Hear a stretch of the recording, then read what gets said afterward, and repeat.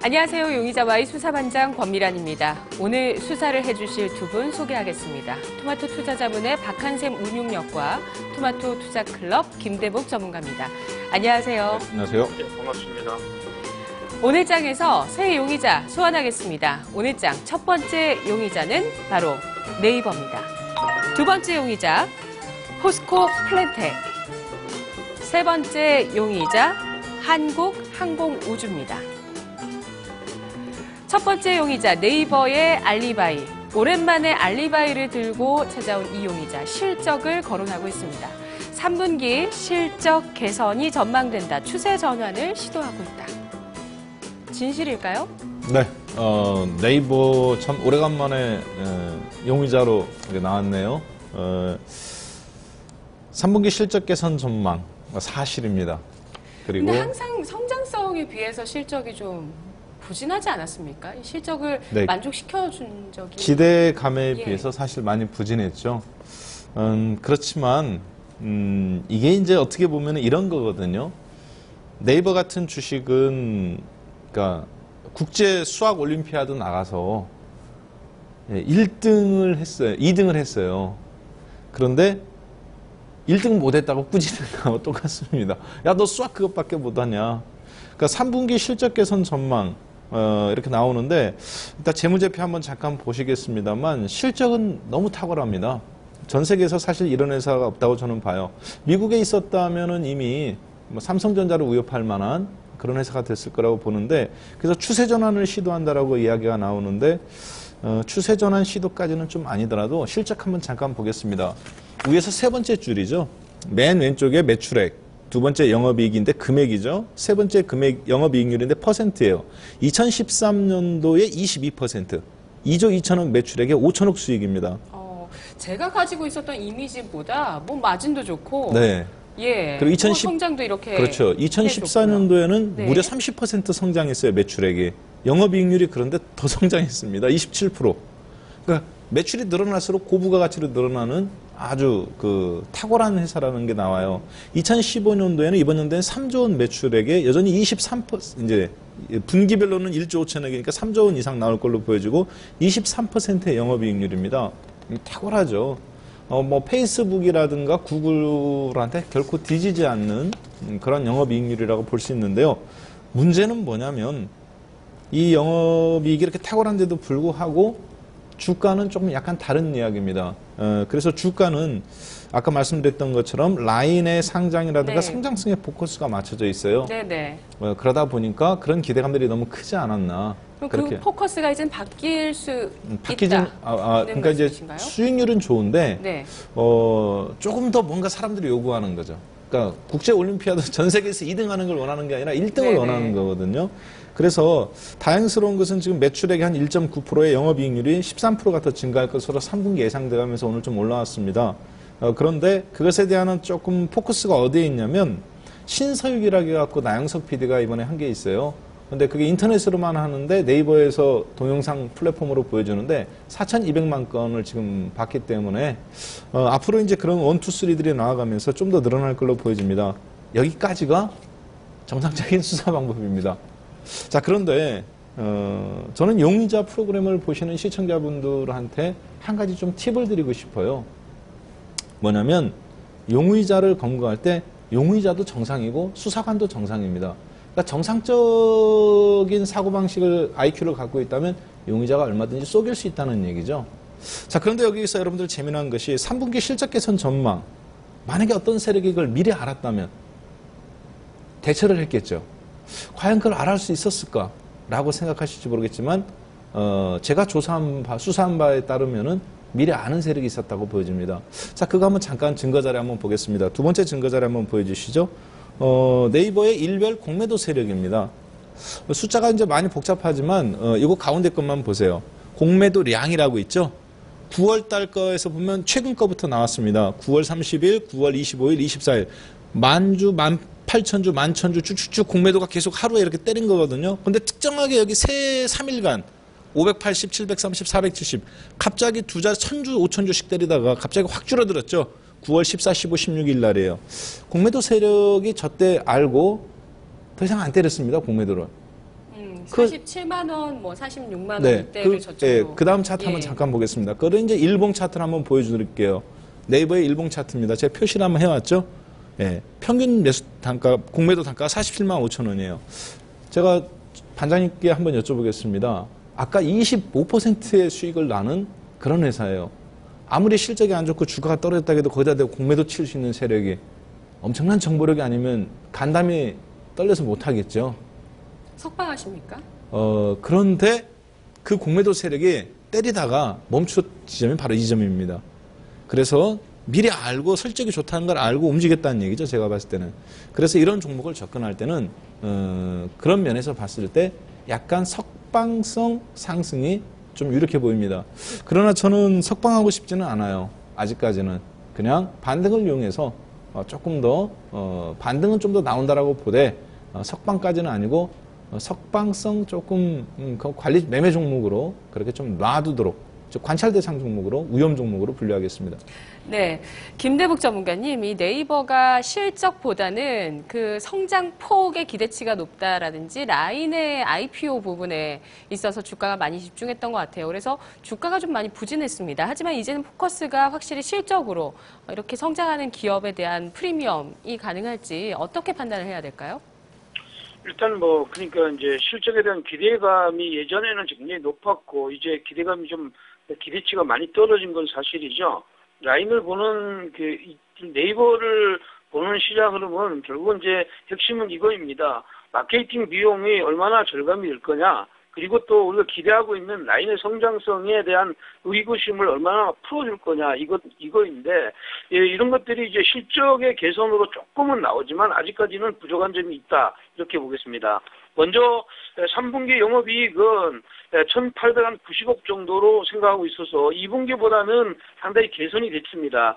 지난해 동년 대비하면 한 90억 정도가 늘어나는 것으로 보면 실적 개선은 분명히 있는 것이다, 이렇게 볼 수가 있겠고요. 두 번째는 이제 네이버에서 자체 개발했던 라인 버블2라는 게임이죠. 이 게임이 최근에 지금 현재 상위권으로 치고 나오는 이런 시장 흐름들을 볼 수가 있다, 이렇게 볼 수가 있는데, 도표가 준비되어 있다면 그 도표를 한번 보여주시면, 지금 보면 이제 구글 게임하고 네이버의 라인 버블2의 게임에 보면, 버블2의 게임이 고개를 살짝 들고 올라오는 이런 모양들이 여전히 시장 흐름에서는 지금 보면 상승의 흐름들을 이어갈 개연성이 굉장히 있다, 이렇게 보겠고요.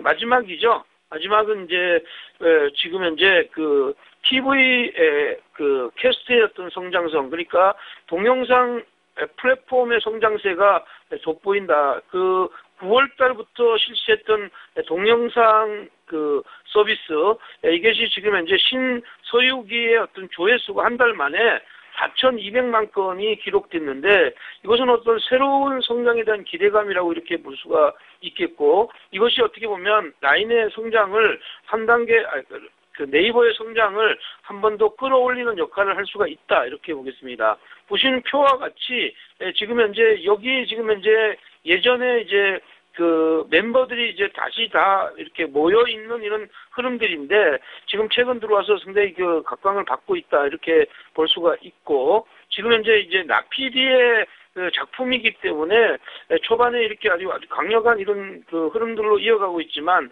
우리나라에서 새롭게 실행한다는 것, 이런 것들이 오히려 기대감으로 이어지고 있다, 이렇게 볼 수가 있습니다.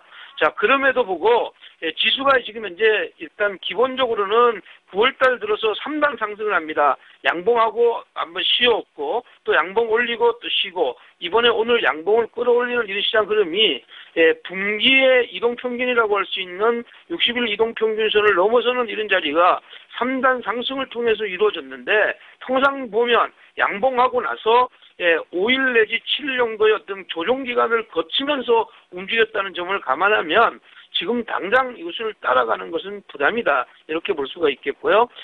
석방 같은 위험, 그래서 위험으로 저는 분류하도록 하겠습니다. 네, 네이버 수사 결과 정리하겠습니다. 3분기 실적 개선, 이 알리바이에 대해서 두 분 모두 진실이라고 밝혀주셨는데요.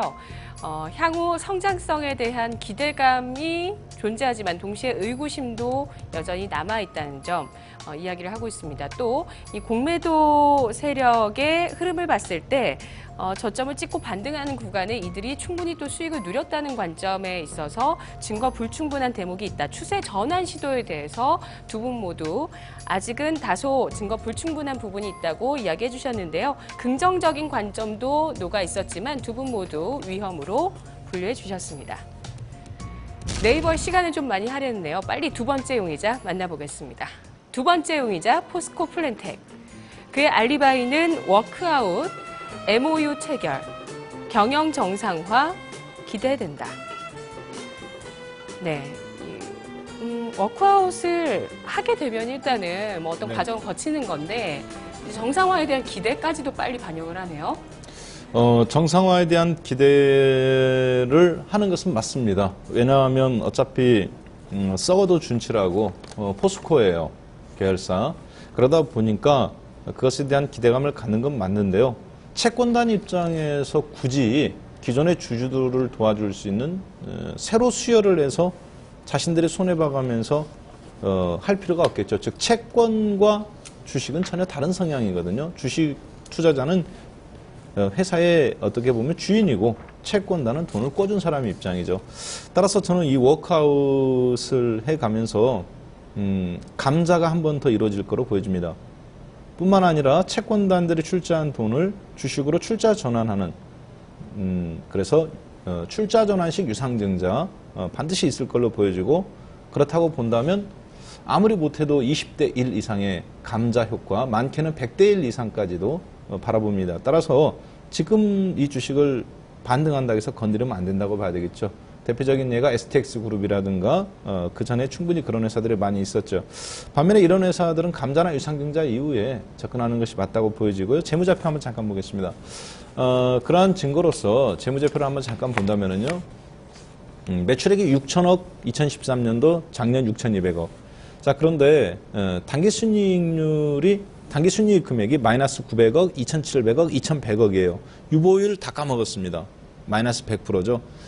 매출액을 가지고 전체 매출액이 다 100% 수익률이라 하더라도 부채 7천억을 갚을 수가 없어요. 결국에는 채권단 입장에서는 저 7천억을 가지고 이 포스코라는 회사가 모회사가 있으니까 살아남는다고 봤을 때 출자 전환을 하는 것이 당연하겠죠.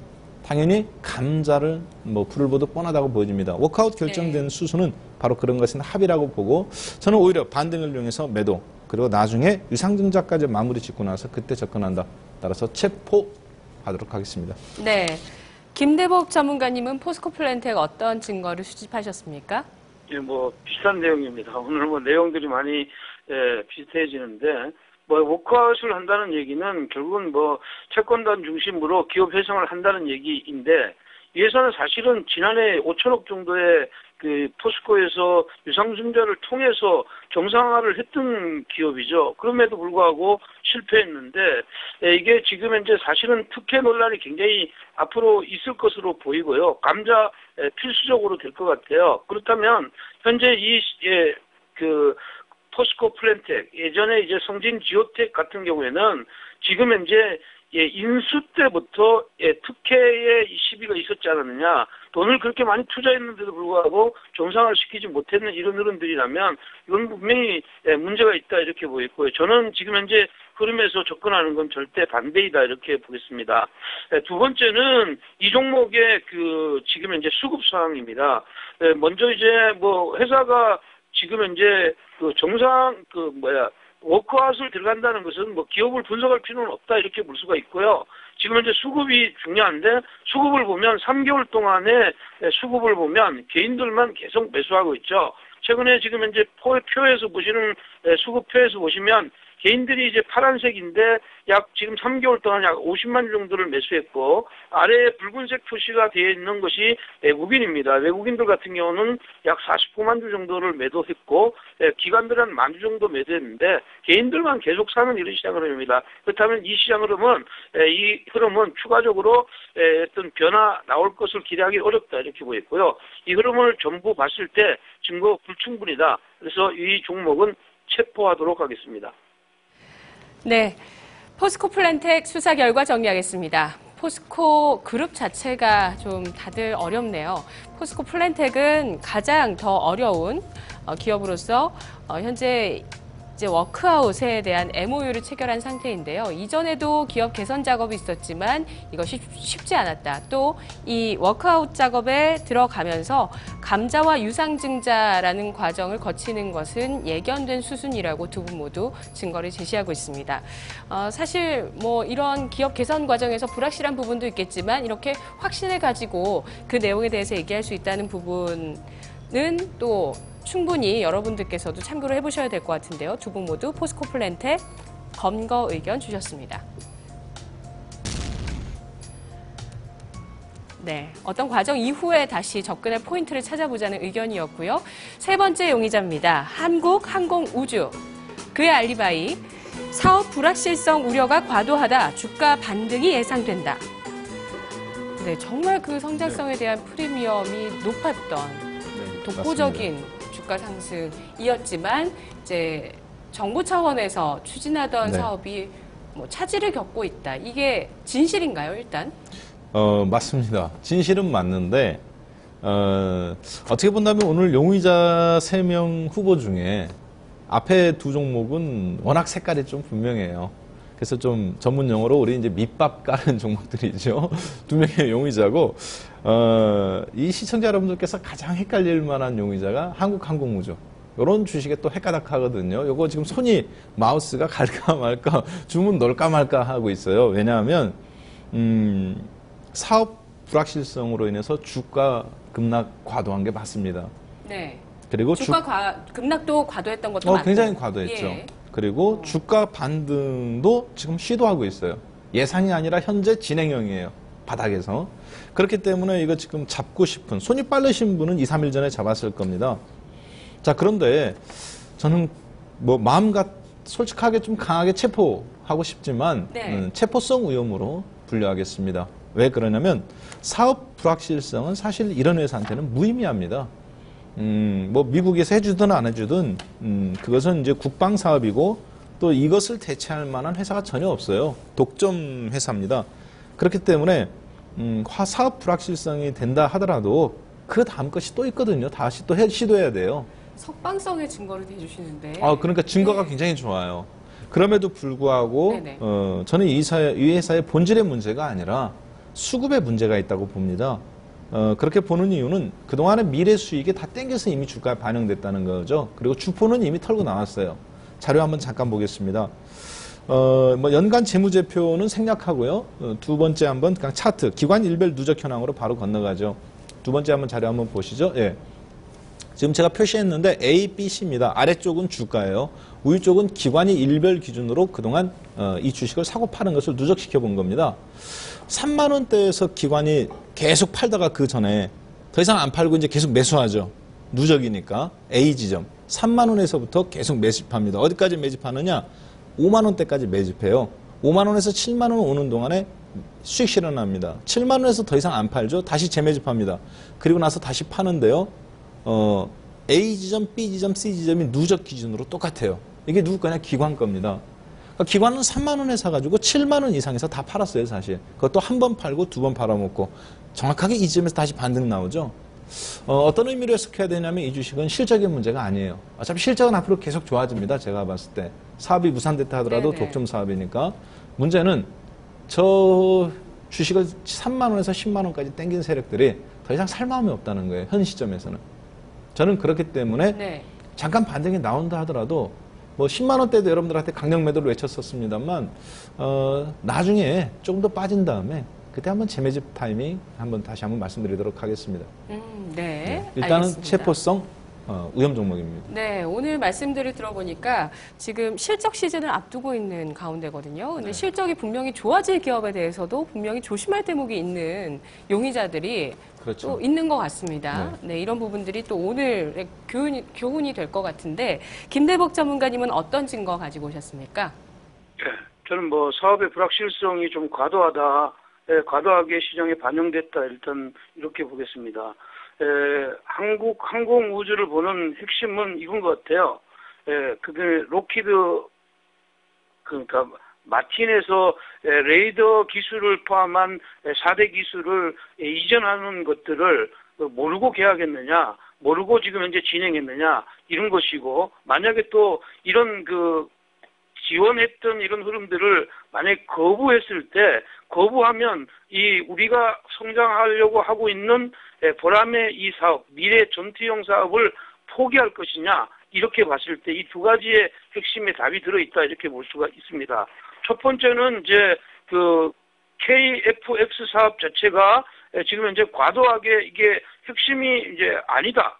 이게 지금 현재 기술 이전을 안 한다. 이런 얘기를 했지만 기술 이전을 안 할 것으로 하고 지금 현재 진행했던 것이고, 기술 이전을 하지 않았을 때 플랜 B가 분명히 있는 것이고요. 레이더를 포함한 이런 추적 장치, 이런 쪽은 제3국을 통해서 우리가 기술을 개발할 수 있는 이런 상황이다. 저는 그렇게 판단하고 있기 때문에 이번에 이건 과도한 하락이었다, 이렇게 볼 수가 있고, 물론 이런 것들을 지나치게 시장에 먼저 반영했던 부분도 분명하게 있을 겁니다. 두 번째는 이 회사가 이런 것들을 빼고 현재 시장 흐름에서의 성장성을 놓고 봤을 때 성장성이 없는 기업이냐? 그건 아니다. 지금 현재 보면 경관 매출액이 연속적으로 계속 항공사업뿐만 아니라 전반적인 사업에서 매출액이 늘어나는 이런 시장 흐름들을 보이고 있습니다. 표를 보시면 한국항공우주의 부분별 매출의 동향을 보면 지금 현재 2013년도, 14년도, 15년도 계속 성장의 이런 흐름들을 보여주고 있는데, 군수산업 밑에 푸른색으로 표시되어 있는 군수산업은 계속 성장하고, 지금 현재 항공기 사업, 항공기의 어떤 수출, 완제기의 어떤 수출이라고 할 수 있는 중간에 이제 약간 회색인 중간에 이제 이 사업이 진행되면서 약간 주춤할 수는 있다. 이것이 있는데 전체 큰 그룹들은 사업하는 거다, 이렇게 보이고요. 마지막으로는 지금 현재 비교 차트를 통해서 시장 흐름들을 보면 이 회사가 결국은 우리가 보람의 사업을 계속 할 수밖에 없는 이유는 최근에 이제 신흥국들이 국방력을 강화하는 이런 시장 흐름들을 계속 감지하고 있습니다. 인도네시아, 그리고 지금 현재 베트남, 태국, 파키스탄, 이런 쪽의 시장 흐름은 국방력을 계속 강화하는 이런 시장 흐름에 파트너를 한국과 잡을 수밖에 없는 이런 상황에서 우리나라의 시장의 성장은 길게 보면 이쪽의 사업이 계속될 수밖에 없다. 다만 박안샘 운영력이 얘기했던 것처럼 지금 현재 기관이 과다하게 들어와 있는 수급이 불안정한 부분들이 해소되는 이런 부분이라고 이렇게 판단합니다. 차트를 통해서 한번 보겠습니다. 지금 보시는 차트, 마지막 차트는 한국항공우주의 선 차트와 그 한국항공우주와 비슷한 사업하는데 부품업을 하는 아스트라는 기업의 지금 현재 비교 차트입니다. 보시면 한국항공우주는 계속 연속적으로 내렸지만 아스트는 지금 이러한 상황이 나왔음에도 불구하고 최근에 주가가 빠지지 않고 위로 올라가고 있다는 것이죠. 그렇게 보면 항공기 사업 자체가 기본적으로 우리 이런 전투기, 미래형 전투기 사업 자체가 향후에 먹거리면 틀림이 없는 것이고, 일시적으로 이러한 과도한 이런 흐름들이 주가를 내렸다, 이렇게 보면 오히려 지금 입장에서 보면 우리가 이렇게 신흥국들의 국방력을 강화하는 이런 부분에서 한국항공우주의 미래를 보고 지금 현재 짧게는 6개월에서 1년, 길게는 약 한 10년 정도를 내다보는 이런 지혜가 필요하지 않느냐. 그래서 저는 오늘 이렇게 지나치게 하락하는 이런 자리는 석방의 의견을 가지고 알바이가 지금 타당하다, 이렇게 보도록 하겠습니다. 네, 한국항공우주 수사 결과 정리하겠습니다. KF-X, 한국형 전투기 사업, 보람의 사업. 모두 같은 말인데요. 이 국가에서 추진하고 있는 이 국산화 전략입니다. 전투기 국산화. 이 사업 불확실성 우려가 과도하다. 두 분 모두 증거 충분하다라는 입장을 얘기하셨는데요. 주가가 반등하는지 여부에 대해서는 의견이 엇갈렸습니다. 주가의 탐포가 수급에 따라서 다소 실적과 따라가지 못할 수 있겠다. 위험과 또 석방해도 괜찮다라는 의견 사이에서 일단 위험으로 분류하죠. 네이버와 한국항공우주 위험으로 분류됐고 오늘 포스코 플랜텍이 검거됐습니다. 오늘 김대복 전문가께서 한국항공우주 석방해 주셨는데 가격 전략 알아보죠? 예, 가격은 추가적으로 따라가면서 매수하시는 것은 바람직하지 않고요. 7만 원 전후로 조정 흐름이 나온다면 7만 원 밑에서 모아가는 전략이 좋겠고요. 예, 손절 라인은 6만 5천으로 짧게 잡고 목표치는 8만 5천 원 정도로 잡고 가는 매수 전략 유효하다 이렇게 보겠습니다. 알겠습니다. 용의자와의 금요일장 내일 다시 뵙겠습니다.